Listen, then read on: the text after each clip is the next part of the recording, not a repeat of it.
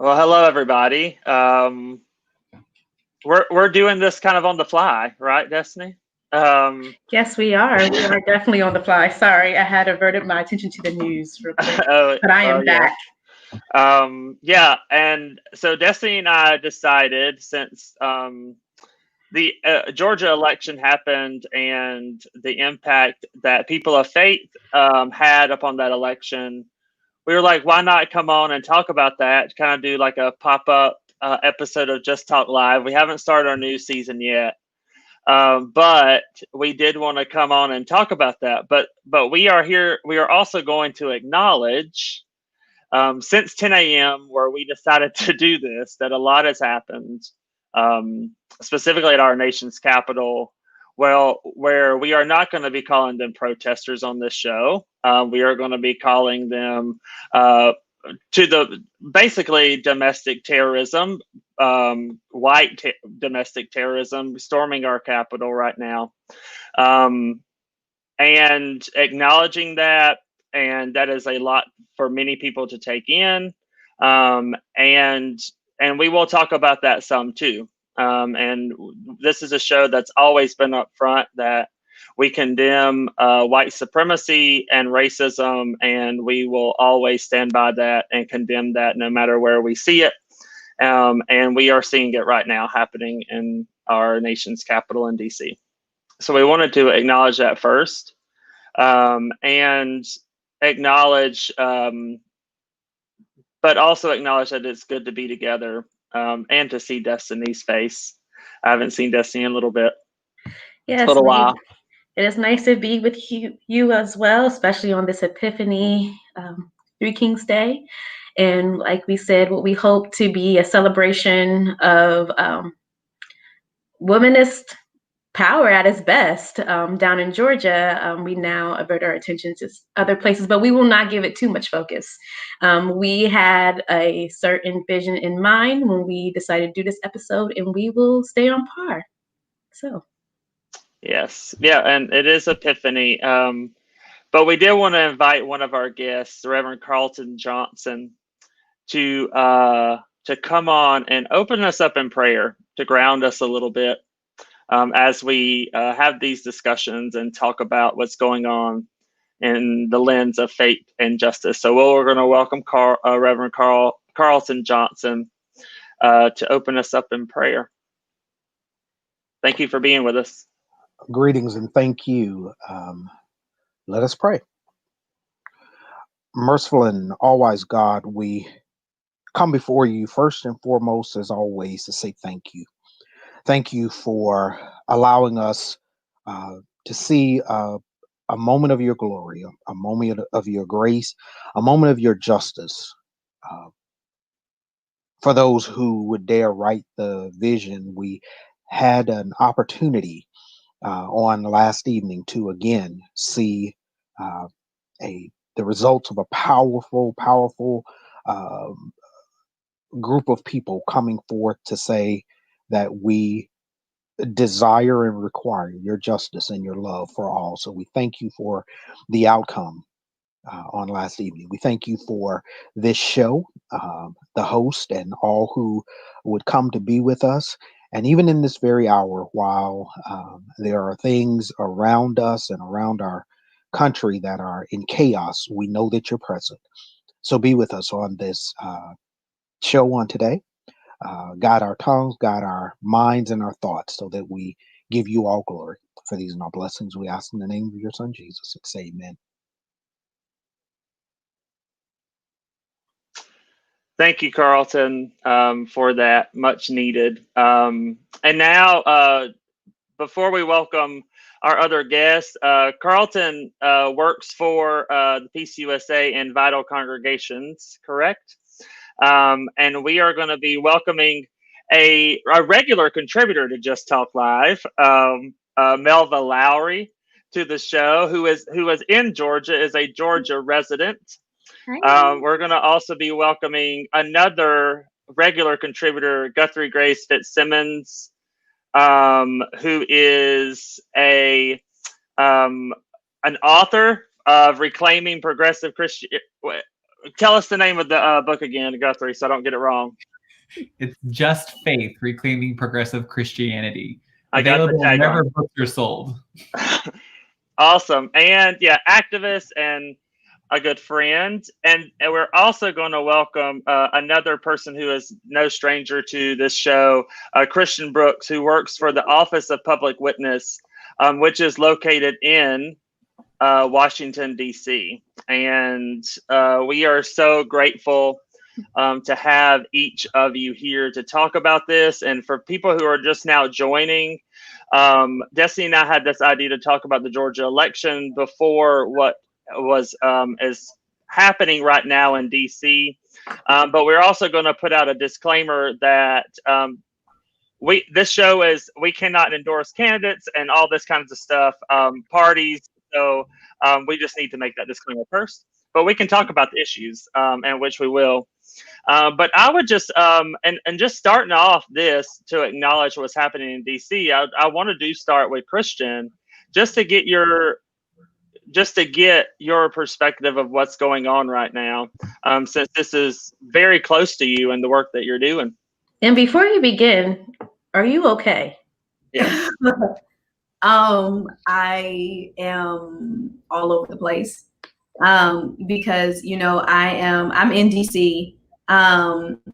Thank God we're all at home, because the Office of Public Witness is across the street from the Capitol, like literally across the street from the Capitol. So if we were in the office, we would be in the midst of all of this. So thankfully we're all at home, but it's very painful to watch what is going on so many levels. One, DC is usually a very vibrant city, but people are pretty much in the house. People are pretty much in the house, not coming out, because they're scared. And you know, these riots is what I'm gonna call them, have been going on throughout DC for the past couple weeks. And you know, we have this big attack going on right now. And you know, many of us have loved ones who work in the Capitol Hill. We have friends who work in the Capitol buildings and on Capitol Hill. So it's very painful to watch this. And you know, just as when I put my policy hat on, I am, you know, thinking about what is any of this going to accomplish. Nothing. It just kind of seems like anarchy for no reason, because at the end of the day, Trump lost the election. He lost, and there's not really a lot that can happen that will make him president. And we are watching our democracy be attacked for essentially no reason. And it just makes me think of the way that we look on a global scale, because, you know, there are people in other countries, there are other governments that are watching what is going on, and we look silly. We look silly. This is embarrassing. And again, for what reason? But when I think about it from a racial justice, systemic racism point of view, I'm very angry to see what is going on, because in June, people were getting tear gassed, people were getting shot, people were getting hit with batons. Today, they have attacked our political center. You know, we have rioters, domestic terrorists who have attacked our political center, have threatened our nation's leaders. The Vice President of the United States was in that building. The Speaker of the House was in that building. The Vice President-elect was in that building. The Senate was in that building. The House of Representatives was in that building. And when I think about the response to the Black Lives Matter protests versus watching people fight police on national TV watching them break windows out of the Capitol building, watching them storm into the Capitol building, and the response that they are receiving versus the response that protesters received in June, this is an absolute show of systemic racism. It's playing out. It's playing out in the forefront. The things that we have been talking about on Just Talk Live, the things that we were talking about in the week of action, we are seeing it right now. And it is painful to watch. It's painful to watch as an American. It is painful to watch as a Black woman. It is painful to watch as someone who is an advocate for these issues. Yeah, and I feel all of that, and I actually want to ask you, because I also think about the ways we advocate for war to extend democracy, this so-called democracy that we love, to other countries, because they're not doing it right. And so it's like some of the work, like you said, the Office of Public Witness has done from a faith perspective of like how we need to engage with other countries and more faithful ways to help other countries, to achieve these abilities and rights to have voice. And so I am now just, I know you don't have the answer, but I'm struggling for the words, because I'm trying to think, how can we have done all of this in the name of democracy, all this war, all this, trying to help. And like you said, and other countries are now looking at us and like, excuse me. Yes. Well, yeah. So, and I promise you all, if it comes off any other way other than the words I'm speaking, I apologize. But I'm so not surprised. I'm surprised it took this long. I really am surprised it took this long. And just sort of a unsolicited word of caution. This is not going to be confined to DC. If it doesn't make it to your city and to your town by sundown, it'll definitely make it there by sunup. We have preparation at the level of the Gospels, where Jesus said, watch and pray. My ancestors and my elders, though, had a song that's added a word, said, watch, fight, and pray. And I'm really sorry that it came to this for those who really live with the notion that these folks can respond to peaceful talk and negotiation, because at least since the civil rights movement, if not before, they've been fed and allowed to feed each other these notions of that they are being disenfranchised, so that the true I'm going to be all over the place for about 5 more seconds, but here it is. We think of peace and justice according to the Bible and our God. The fact is that they believe fully, and their scripture understanding tells them that what they're doing is right? And so we can't get caught out here feeling like these chickens weren't going to come to roost. They did. And so at this hour, it's truly important that we pray. Absolutely. But it's also truly important that we take heed and not sit back and allow ourselves and our families to be unprotected physically or mentally about what's going on. The last thing I'll say is I just had a really good friend. I gave her, for her son's birthday, who's 2, a copy of a book called White Flower, which is sort of this play and way for children to learn and understand white supremacy, right? we have to talk about it to everybody, but we also have to get out of the mode of intellectualizing, because again, these folks don't understand the intellectual. That's not what they want to do, right?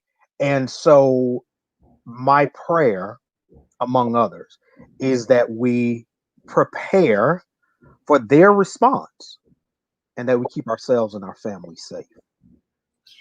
You know, I just really want to like affirm and piggyback off of something that Reverend Carlton said. There are people who are storming the Capitol with Jesus saves signs, with Jesus matters signs. And this comes back to a conversation that I've had before.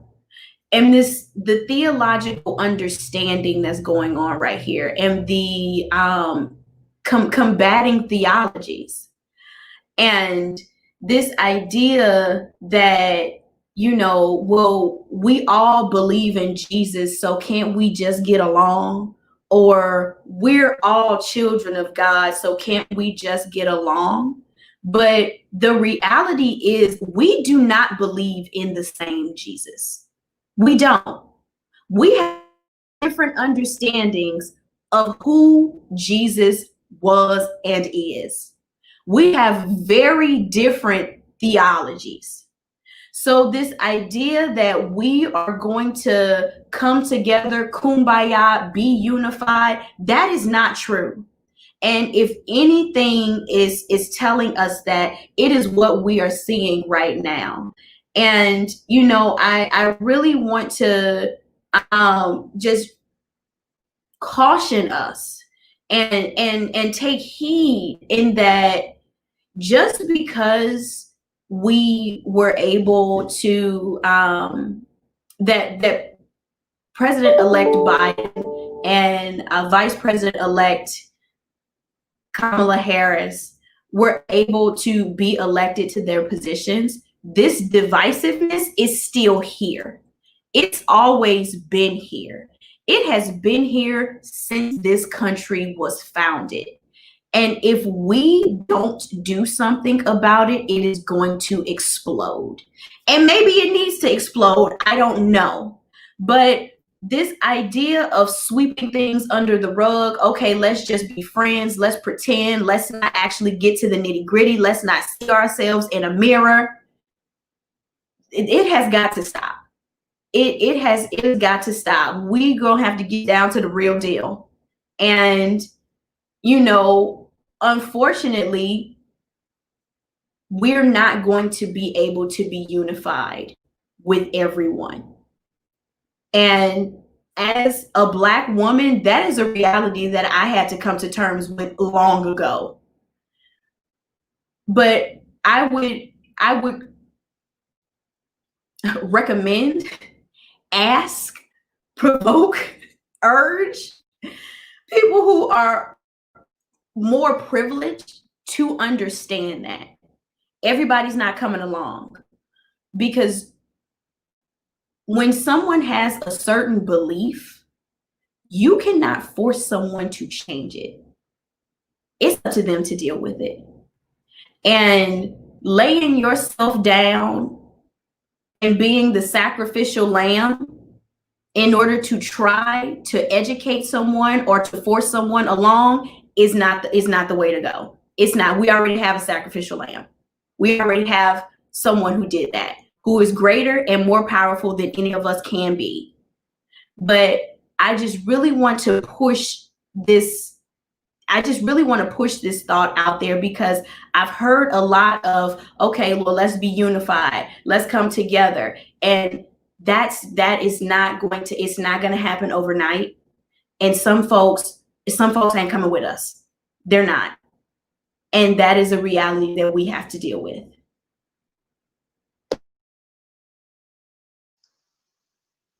Yeah, and I know Guthrie has written about this kind of, you know, the duality of the national narrative of what Christianity is.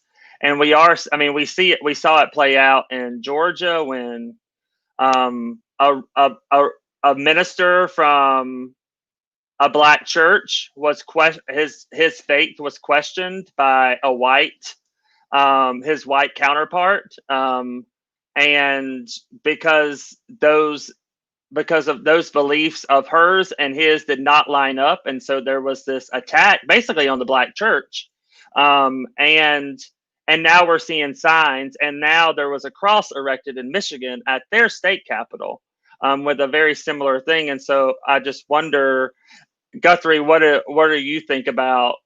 What are your reactions to this too? Thanks for, first of all, having me on again. Always good to be on Just Talk Live. Wish it was under better circumstances than what we're watching in the Capitol today. And thanks to the words everyone else has shared have been a balm for me right now as I think about this, what's going on. And I think there's a connection between what we're watching in the Capitol and what's happened in Georgia, which is we need a pro-democracy movement in this country that faith leaders can lead. That what we're seeing, the people storming the Capitol now are anti-democratic, activists who can't win because they realize, they're white nationalists, white supremacists, and the country is becoming a greater share of people of color, and so they can't win at the ballot box, so they're going to storm the Capitol instead. And what we need is a pro-democracy movement, and that's what Stacey Abrams has led in Georgia, fighting voter suppression, motivated by her faith. I was just listening to her on the daily podcast talk about how she kind of learned about organizing her, by reading her parents' seminary textbooks that were about church growth, and rooting her activism in her faith and really being a pro-democracy leader, which is what we need. We can't give in to this anti-democratic sentiment that we're seeing at the Capitol. We need and we actually have to, argue for it, which maybe to other white men is a new concept of having to argue for democracy. But for everybody that's a person of color or a woman, people have always had to really mobilize and advocate for voting rights and to have this country live up to its democratic ideals. And so whether it's on the Capitol or in Georgia, we have to recommit ourselves, I think, as people of faith to championing to expanding and passing the John Lewis Voting Rights Act now that we have control of Congress. I mean, we as in pro-democracy people, not a party. There's so much we can do now because these issues aren't new. The people storming the Capitol have always been there, but we do need to use this energy to enact meaningful change. And I'm really glad that the Honorable Reverend Dr. Senator-elect Raphael Warnock will be, casting a vote to pass the John Lewis Voting Rights Act. And I want to piggyback off of that because, and I think everybody has spoke and Carlton said us on this podcast have studied and intellect, and I remember taking a class where we talked about the civil rights movement and how Klan people were moving in a faith and in a belief that God has called them to protect whiteness. And so, and I'm also shocked is the word I'm going to use, not shocked, because I'm really going to say, I don't think any Black person is really surprised. And if you are, I really want to know where you went to school and what you were learning, because I think there is, and you said it, there's a way that Black people have had to learn that extends from the church to the schoolyard, to the dinner table, to living life, that I'm seeing posts from white people, and I just keep responding, welcome to the Black experience.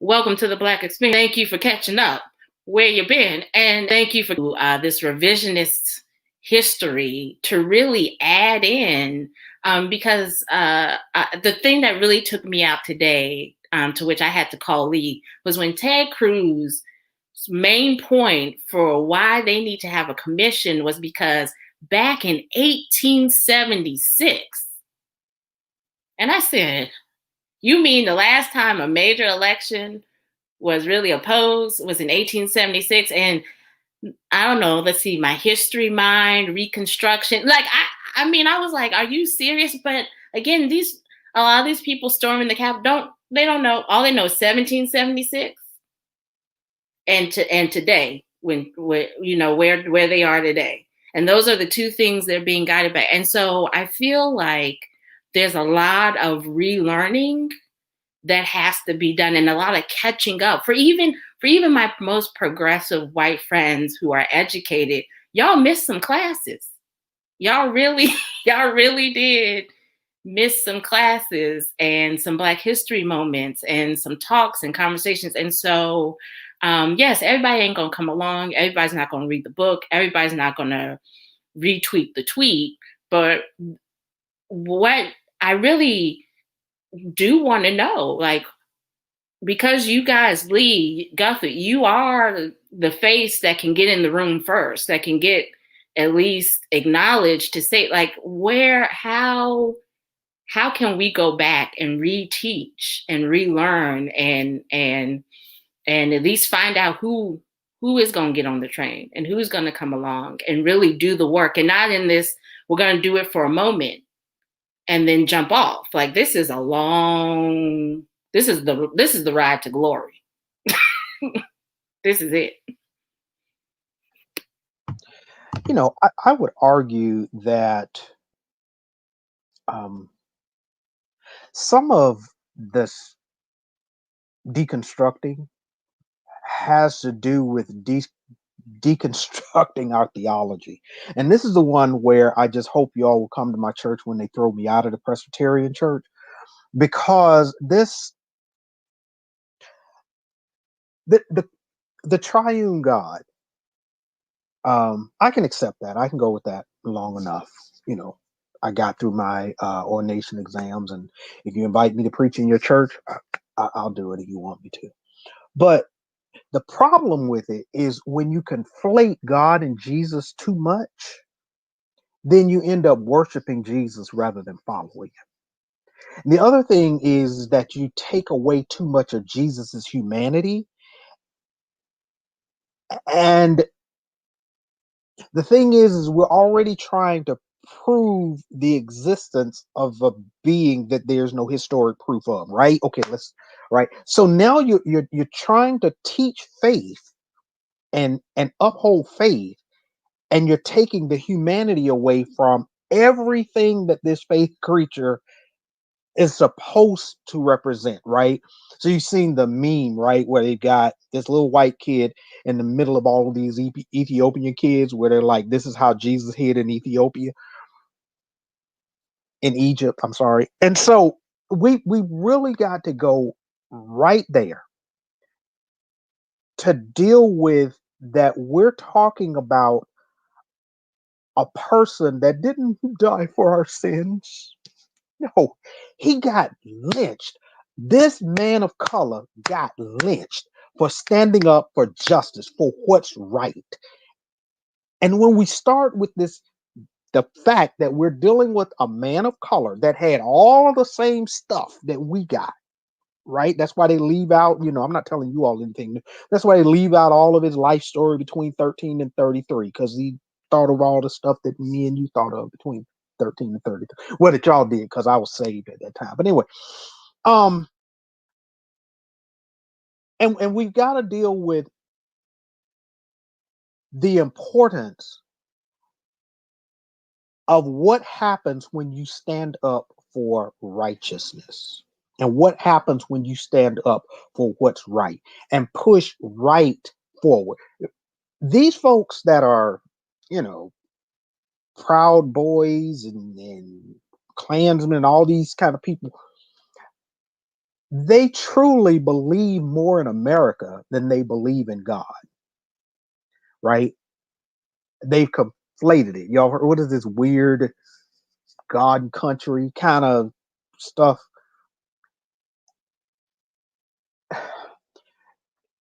Until we as a church have pastors who are more interested in people's lives than they are their pension funds, until we have a denomination that sees a problem and creates an action as opposed to a confession, we're going to have this stuff is going to keep going on and on and on. If our first response is to post a statement, that's we're not solving anything. We're contributing to the problem. Because again, as I said the last time I was running my mouth, these folks don't respond to words. That I'm sorry to say, many of them are intelligent people, but most aren't. They don't read like this way of taking up words like you and I do. That's not how they get down. So that's all I got for now. I'll talk again in a minute when Melva allows me to.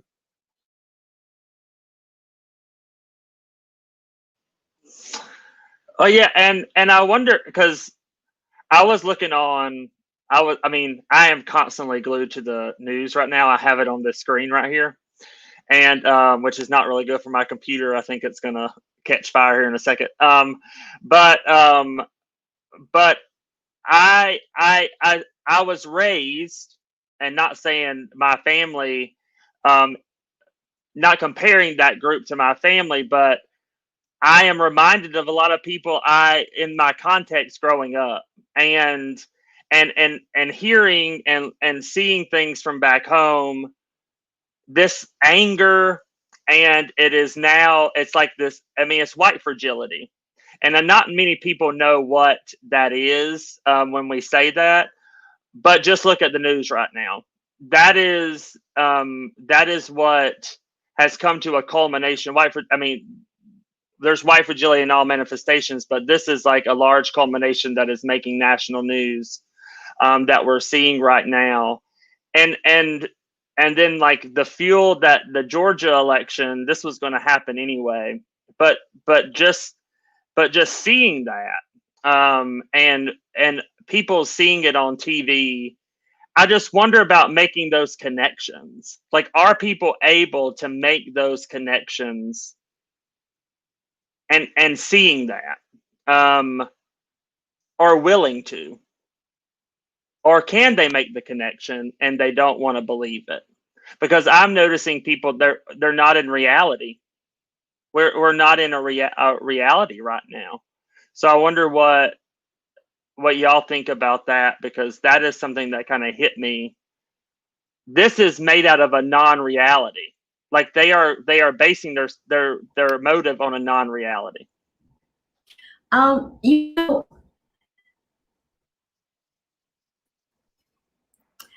To be completely honest, white folks have always lived in a non-reality. This is not new, and this goes back to what Sister Melva was talking about.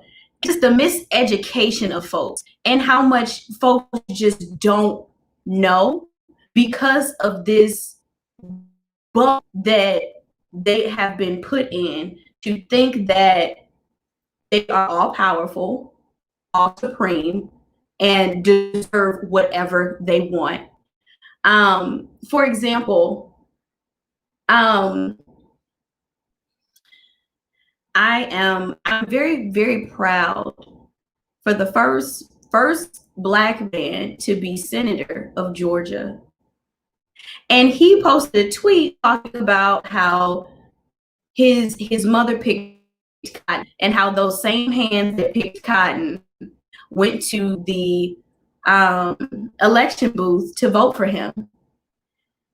And someone commented on the tweet and said, wow, of course he is evoking slavery. This man said that his mother was 82. Slavery ended in 1865. Make that make sense. But just that lack of knowledge of American history, the information misunderstanding, this revisionist history that has been taught so that folks think that they have the right to do exactly what is going on Capitol Hill. So I would argue that this bubble or this false reality or this created reality that is going on that we see, this has all the keeping of facts, not being truthful of things, that like this has always been going on. So I guess my question would be, at what point are folks, specifically white folks, are going to step up and call it out for what it is? Falsity, a false reality. But in order to do that, there has to be an acknowledgement of the privilege that comes along with living a false reality, and the willingness to give up that privilege and understand the world as it is, not the world as you were taught it was, and the world that's going on in your head. Yeah. Well, I mean, look at it. We elected a reality star to lead a real country, and he's all about, I mean, from day one, I had the largest turnout at my inauguration. Who cares? What? You know, like, he shut the government down twice, but was tweeting about who likes him, his rallies, who we put ourselves into this fake reality, and like you said, and people are just like playing it out. Like, everybody wants their 15 minutes of fame, and that was like way back. I remember taking a pop culture class about that, like this rise of YouTubers, and I mean, even our ability to do this came out of somebody just wanting to have 15 minutes to show, like, I can bend my little pinky finger back, and everybody like, oh, like, call, vote for him, vote for the. We have aided the fire to say, live in your false bubble, baby. You know, we're here. We'll support you. We'll call you in. We'll give you the votes. We'll give you a TV series. The faker it is, the more we're going to subscribe. And like Carl said, now we're here. And the people who have been like, how did we get here? How do we get out? You know, I mean, and that is the thing. I watching the white Presbyterians, when the church did try to move to action and not just a statement, say, oh, now I found my reason to leave the church. No, baby, you were ready to leave the church anyway. You probably should have just gone and left. Don't blame this on the church, because this is what the church is supposed to do, right? Like Carl said, that's what Jesus was. He was an action person. Jesus didn't make a confession, write out tablets, post it around the city, and keep moving. He was an action person. And so to see white people move from, oh, we just want to play church, to now you making us actually be the church. That's all I got to say. One other quick note, my sisters and my brothers, I don't want to let people of color, and I'm specifically talking about my folk, off the hook too much, right? I mean, I grant you that we definitely have a problem with white privilege, but I want to refer to a Dr. Ed Smith who spoke often of the nest. And what Smith was referring to as the nest is the way of being Black, but being guided by whiteness, as well as white people who are often guided by Blackness. And, you know, that's just that binary, but I'm just saying across different quote unquote races, people are guided by these nesses, right? There is a root that's deeper than skin color. And it's, today we'll call it capitalism, but we're talking about wealth and riches and this stuff, right? That's what really drives people out of their mind. Because all of a sudden, I'm so grateful. I've had an opportunity. I can walk right out here and there's a wall with 5 pretty little degrees on them. I got them framed up real nicely. That's 5. And I sounded like Trump just did. I'm so sorry. Anyway, but out here, I can point to that as some sort of claim of my whatever, right? And thank God I've had several decent paying jobs. So, not only today, but not in the foreseeable future can I imagine myself without shelter or health care, right? And so how do I all of a sudden get locked over into this world where what's important to me is not other people, but drinking and driving and dressing and dining? And now, because I'm able to do that better than somebody else, I'm a greater person. And so now the things that are important to me are no longer the rights of other people to have adequate health care, but I'm just so proud that I've got superior health care, right? So it happens within oppressed groups as well. Let's put it this way. I used to live, and my church is in Lithonia, Georgia, right? I'm in Georgia. And that has long stood as one of the richest cities / counties in America. You would not believe how many folks, you drive into the area and it's in the air of these folks that literally think that they're better than the other Black folk across town, the West Side where I live now, right?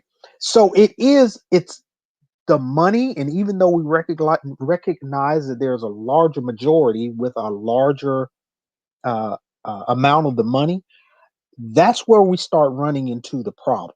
And very unfortunately, that large majority is white folk, and that larger oppressed group is represented most notoriously by the folk who made no decision whatsoever to come to this country. That'd be my people. So again, Melville's giving me that shut up look, so I'm gonna go do this. No, I'm just thinking of what my grandmother used to say, and I was just gonna jump in and I'm gonna just say this and let Guthrie or someone add. She used to always say, there was this time where Black people started wanting what white folks got, like from sickness to wealth to whatever, And so in a way, she was saying kind of that's going to be our downfall, is always trying to achieve the other. But I also think that's also part of that history that we failed to, like, how many of us didn't know about the Oklahoma, right? Like some people had to Google that after Trump and be like, what was he talking about? So I agree with you. And but that just was in my ear. My grandmother was like, yeah, catch a cold, white person catch a cold, Black folks saying, oh, well, I want to catch a cold too. I mean, she would always have those little isms. And so that's just what was in my head when you were talking. It's like, we've done it to ourselves too. And there is, like they said, there is that increase in Black people who voted for Trump this time. And I was in Maryland when Sister Girl was trying to run for that position. And so, but again, I think it is, we bought into the fake bubble, and we think it really is, it has to be better on that side because they weren't slaves and they weren't whipped and they weren't beaten and they got control of the government. And I'll admit, I used to say, I went to an all-white girls' school because I said, until Black folks run something, I need to know what the white folks know. And I don't need to go to an HBCU. I know what it means to be Black. I need to go over here and know what the white folks know. The good thing is I was in touch with my Blackness, and I didn't lose the chains and the prayer lines and the people that held me. Like some people do though. They go to Harvard, they go to Princeton, and then they let go of it and they say, you get it like I got it. So I agree with you. I need the record to show that Melva agreed with me. Let the record show that at one point in history, Melva agreed with me. Y'all go on. Thank you, Christian. Well, okay, so I am going to completely agree and then disagree as well. And I'm going to do that because I completely agree that when Black, like not even just Black people, oppressed groups, people of color, when they get wealth, when they get clout, for some reason, there's this idea that they rise above race and they are better than the people within their race who are poor, and they're better than other people who are poor. Until they get reminded, you still ain't white. That always comes, always. Especially with Black people. It does not matter how much money you have. It does not matter how much clout you have. It does not matter how many resources you have. It does not matter how many degrees you have. You still Black. And just like the man who was walking down the street, got shot by the police, you can too. You're no different. And I just, to bring us back to what's going on Capitol Hill, is that's in some way what we're seeing. People aren't just protecting their idea of who should be president, they're protecting whiteness. There are a lot of white people who will vote against their own self-interest just to spite people of color and oppressed groups. There are people who are out there and will vote for a president who is oppressive, who's doing things that doesn't help them because at least they're not Black, at least they're not a person of color. And that is something that they are running on. And that is what we are seeing play out, not just in DC. As Reverend Carlton said, this is happening everywhere. This notion that white is supreme. And they're fighting to hold on to this idea that white is supreme. And it doesn't matter if you are a person of color. Again, it don't matter if how many degrees you have, how much money you have, where your vacation home is, you're not white. And because I'm white, it doesn't matter if I'm poor, I'm still better than you. That's the idea that honestly, Trump played on to get elected. That is the idea that he played on to get elected, and it worked. And that is the idea, the understanding, the false reality that people are breaking into the Capitol to fight to hold on to. Thank you, Christian. As you all know, we do this for an hour, so we're about to wrap it on up. But Lee and I would just like to thank all of you all for coming on. Again, originally when we invited you, it was to talk about the election in Georgia. Thank you for coming to this space and sharing your thoughts and feelings and your theology and ideology with us all and uplifting it. Thank you, Reverend Carlton, for the prayer. Right now, we're going to do 1 minute closing remarks for each of our panelists. And I will call an order. I will let you go in whatever order the Spirit leads you.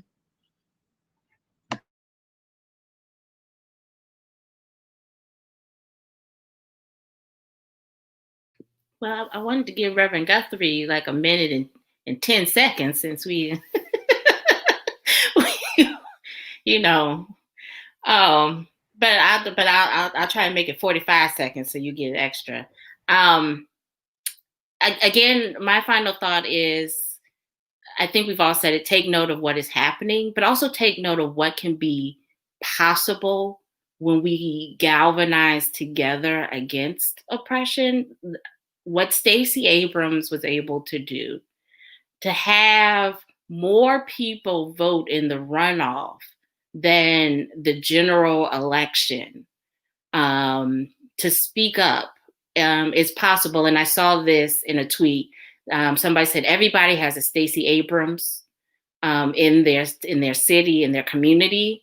That could be literally, there could be a person of color or marginalized person, or it could just be someone who has that spirit and gift. And so we do need to look for the Stacey Abrams and to galvanize and to come together and to do the work.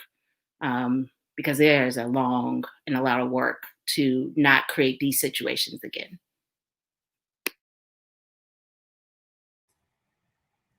I guess I'll go next. I'm grateful to be a part of this conversation and at this kind of pivotal moment in our nation's history to gather with all of you. And I pray and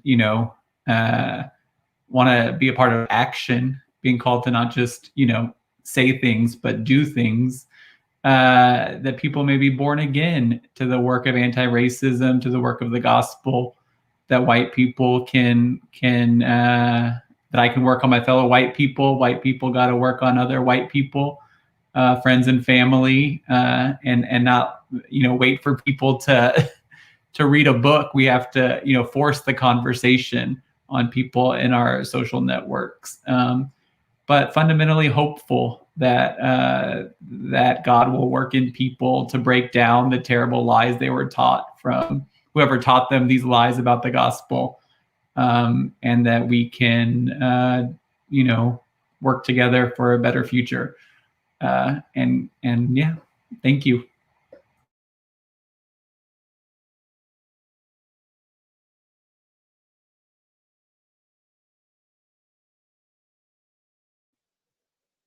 I was kind of thinking we were about to do boy, girl, but okay. Well, first and foremost, thank you, Lee and Destiny, for the invitation, for having me here today. And thank you for everyone for this impressive conversation at this gathering. I'll borrow from your language, this pivotal moment in history. Our enemy would have us to not celebrate this hour where we have a change to a new president. Many of us have our problems with Biden, but I'll just go back to the unpopular idea. He's better than Trump. We need to celebrate the fact that we have Kamala Harris, who is not only, this first Black female vice president, along with her other ethnicities, but the fact is that she's a powerful, intelligent, and incredibly skilled lawyer, attorney. And so we have someone that understands, like we did with President Obama, that actually understands the Constitution. So I think that's going to be helpful. So I celebrate that. I also celebrate Reverend Dr. Warnock's victory, and celebrating John Ossoff. I'm celebrating that. That foolishness is going on in DC that's bound to show up down the street from me and in all of our neighborhoods. It's going to happen. These chickens were going to come to roost. To everyone, fight like everything to protect your homes and to protect your minds in the middle of this foolishness. Thank you. Ashe.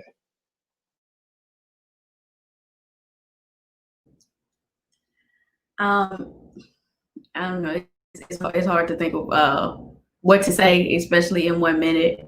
But I will agree with Reverend Carlton in celebrating the victories, and I will say that part of us moving forward is going to be decentering whiteness and centering humanity.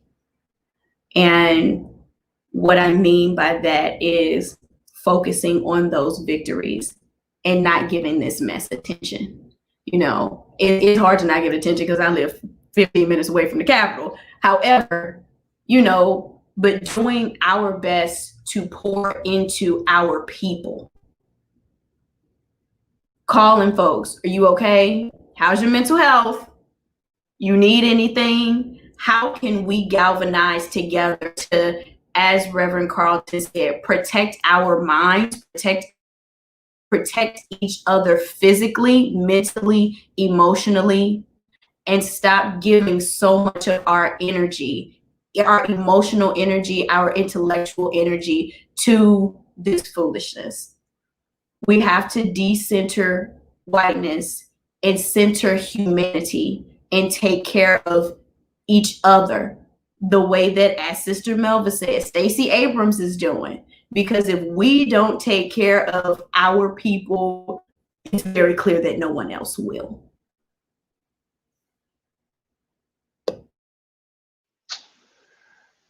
Well, thank you all so much for this, and I think I cannot leave this space without saying, because Christian made me think of something, and right now it's kind of the flip flop of what Christian was saying, is that in many ways, a lot of oppressed communities, such as the queer community, where there's an intersection of multiple ethnicities and races. And we're seeing this right now in the queer community. And I have to say this because there might be queer people watching. There is kind of an insider movement within the queer community where there is racism within our community, the queer community. And it's being called out right now in very, very different ways. There's this a big kind of thing happening in the queer community right now where racism and not looking after one another and not looking after your neighbor right now is going on. And I can't get off here and say that even within oppressed communities, we have to recognize our whiteness and our white supremacy within that. And if you are a part of that community, we have to have that conversation, and we have to start holding each other accountable. And it's not shaming. And some of these things that are happening is shaming, but it is holding each other accountable for one another. And so, and that is to a broader white constituency as well. It's holding each other accountable, and don't classify it as shaming. So I can't leave this space without saying that. But I also am really grateful for y'all, and I am so glad that y'all were able to be a part of this and to kind of speak to what's happening right now.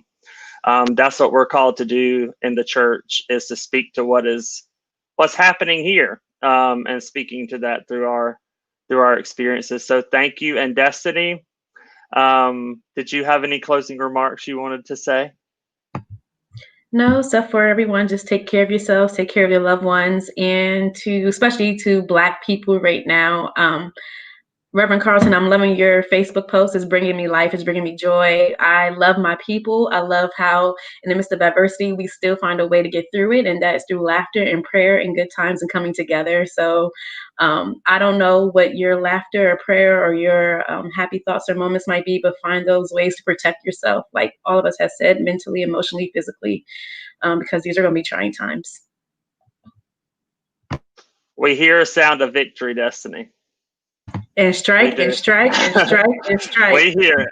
I will say that those angels from Africa and South America did show up in Georgia, so thank you. And yeah, and in that, we're gonna. I knew we'd sneak that in there. I want to close out and say we are not a partisan space, and we are talking through our moralities and our faith, and not our political associations. And so, just another disclaimer, just in case somebody comes after us. But thank y'all again, and to all of our guests. And catch us for a new season of Just Talk Live. This was just a little preview. January the 19th, it'll be season 2. And so we are very excited about that, coming to you every Tuesday at 6 p.m. Eastern time on Facebook Live, Twitter, and now YouTube. So we're expanding. So